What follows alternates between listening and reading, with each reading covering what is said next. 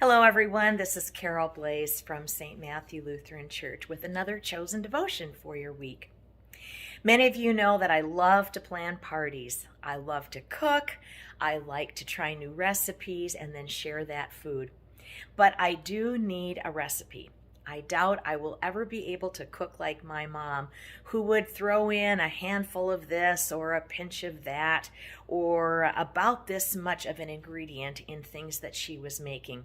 That kind of cooking makes me nervous. I remember a staff party from several years ago where we were given some ingredients, herbs and spices, but no recipe, and were told to make something that would be one of the courses of our meal that evening.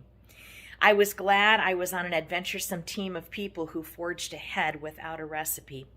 Things turned out well, no one got food poisoning, and that was the year of the Vikings' Minnesota Miracle anyway, so some of those ingredients may have ended up on the ceiling as we were jumping for joy during the last play of that football game.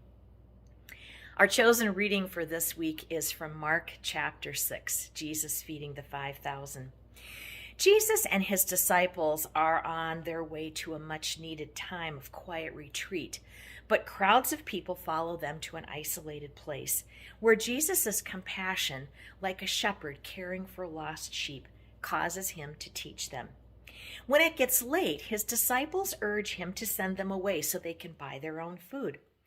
Jesus surprises and perhaps infuriates or scares them by saying, "You give them something to eat."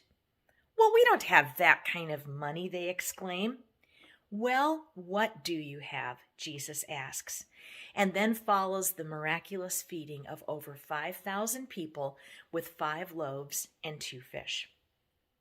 Well, what do you have? Faced with a world that is not only starving for healthy food, but also for the life-giving food of God's Word, feeding people can seem an overwhelming task. No matter how much we support and give of ourselves, there's always more need. And we might find ourselves simply giving up at this huge task.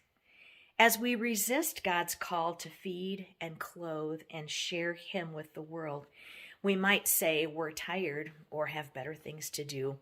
It'll be too expensive, or we just don't have the right recipe to tell someone of Jesus' love. But Jesus insists, you feed them. Let me be your shepherd, providing what you need, and then do the same with each other. Have compassion, have faith.